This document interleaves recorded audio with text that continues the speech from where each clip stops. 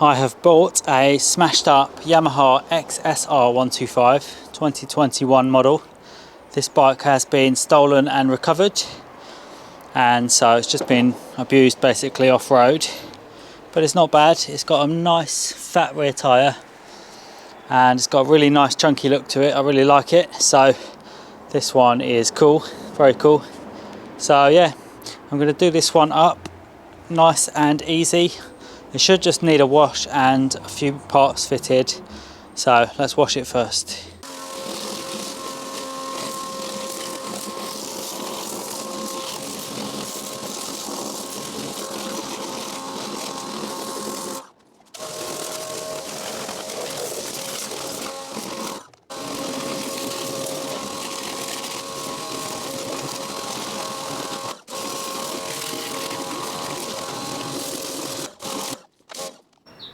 The first job I want to tackle is the lock set. So the lock set was completely broken because this bike was stolen recovered. So I fitted this, which is from a Sinis 125.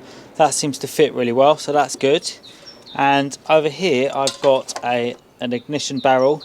This is from a Nico #1. So these are just random spare parts I get from spare bikes sometimes. So I'll keep these aside and I'm going to see if I can make it work. So this is the old ignition lock here, and you can see I've taken a few parts off to get access to it, and it's got a 4-point connector which goes in there, and this is the mounting plate that it sits on top of. So I'm going to see if I can modify something to make all of this work together. This is my new lock set which I'm going to fit to the Yamaha. It's from another bike, a Nico #1, and I just had it lying around, and rather than spend £250 on a new lock set, I thought I'd use this one. And you can see it's got 4 wires, which is a great sign, and my old lock set also has 4 wires. However, it is unclear which ones are which. So my job for today is to use this battery, and you can see I've hooked it up so that when I touch it there, the light comes on. So what I'm going to do is I'm going to cut this wire, this set of wires, cut this set of wires, and then I'll do some testing to find out which colour wires on the old lock set go to which colour wires on the new lock set, and then I'll be able to modify this and fit it to the bike. You can see that I've already cut it, so I cut a piece out from this mount, and that was to fit this in, and I'll also have to modify something else on the bike, but it should work and it will save me a good bit of cash. So I'm going to have a go at testing all of this, and then I will show it tested on the bike if it works. So these wires, I'll just talk through what they are, and they're the same on almost every bike I've ever worked on. So you can see these are for the Yamaha. They're 2 thicker wires, red and brown. These indicate power or live, and on here 2 thicker wires, that is red and black. These are thicker because they're the power for the bike. So just testing that, you can see when I turn the ignition on and then touch those 2, the light comes on. That's because that is the on, right? And I've tested all the rest, but none of them have any power.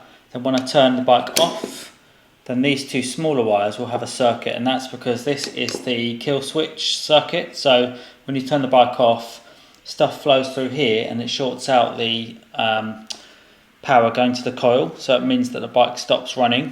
So that's all there is. So that's why there's 4 wires on most bikes, is when you turn it on you've got the power through the thicker wires and you've got the kill switch on the thinner wires.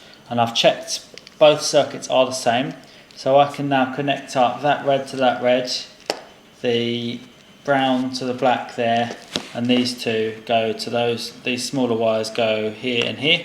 So I'll do all of that, and then I should be able to fit this new lock set to the Yamaha. And you can see there I've joined up all of these wires and they're looking good. So what I'm going to do is I'm going to wrap this all around them and then attach it with cable ties just to give it some more insulation. I finished putting this bike together and it turned out really nicely. I love the red. The colours look really good. It's such a cool, clean bike. Not clean cosmetically, but it's a nice design. So I'm going to keep this one.